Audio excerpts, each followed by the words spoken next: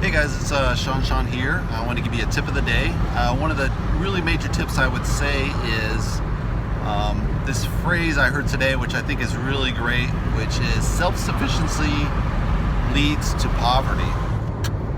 So what's the idea behind self-sufficiency leads to poverty? So I think in the artist world, a lot of us make the mistake of trying to do everything ourselves. Like, we're going to do all the marketing ourselves. It has to be all organic. We're not going to buy any Facebook ad. We're not going to buy any Instagram ad. And I'm like, those guys are just your helpers in a business. Like, you don't see McDonald's expect the marketing guy to go out there and form his own Facebook page and Instagram page and do all the McDonald's ads just organically. I mean, come on, dude, that's a recipe for disaster.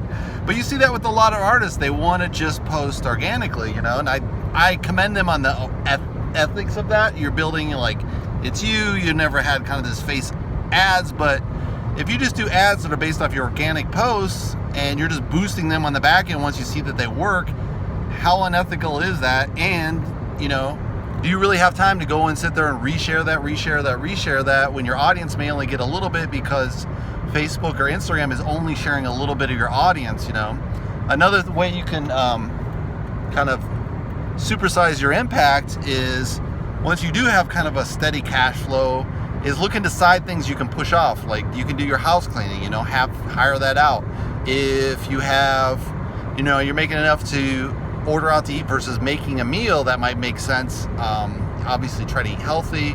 That'll definitely give you that extra maybe 20 minutes of time. Like, I don't know if you should order a pizza, but say you order a pizza versus making a meal, that meal time may be a half an hour. Now, pizza isn't healthy, it's a bad example, but that just saves you kind of a half an hour. You order the pizza, you can do some tasks while you wait for the pizza to arrive, and then you literally eat and then go back to your job. So you've saved 20 minutes of prep time that you would have used cooking. Now, if you're making really good money, like, 10, 20,000 a month, I mean, that's really the high end. You could do what Ty Lopez does, and he actually has a chef on site. Or you could have, before that, you can hire out caterers, and they'll kind of prep your meal ahead of time, give you prepared food. They'll show up at your house, drop it off, and that'll save you a lot of time on your food prep. So you can, farm out your house cleaning, farm out your food prep if possible. You can also have even marketing people later on. Once you get really big, you can have them dialing the phones all day long to galleries and kind of hooking up those shows for you and you can just paint while you have those guys dialing those numbers. They might not be able to do the pitch per se. You probably have to do the pitch yourself per se, but they can kind of nail down those details of shows you may have already landed, and then finalize all the details. Once you land those shows, they can call up and be like, oh, what time, place, what works are going there, and they can organize all that for you. So you can also do video ads. You can do that on Fiverr, for example. So Fiverr, or I think it's Upscale or Upwork, you can hire out these people and they can do little jobs for you, like video editing.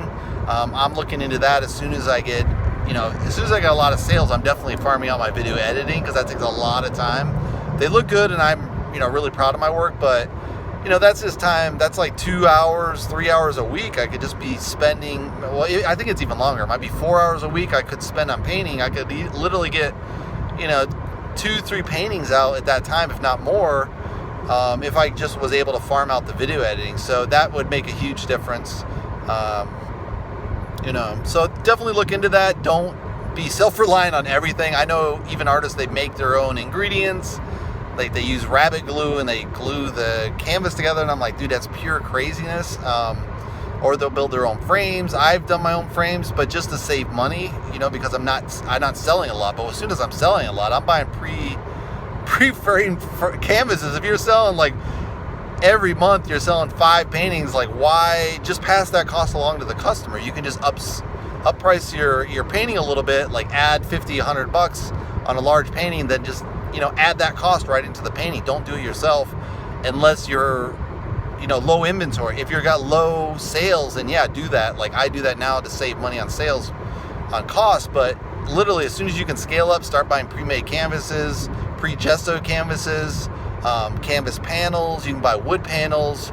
You can, Garrett Richard actually hires an assistant to pre-mix all his to filter all his paints to make sure there's no lumps. He likes a really high quality prep all his prep painting area for him. He actually cleans all the brushes for him, so he doesn't even do that anymore. So that's kind of the things you can do, and that'll really allow you to become a wealthy artist versus, self-sufficient poor artist. And that's my tip of the day, guys.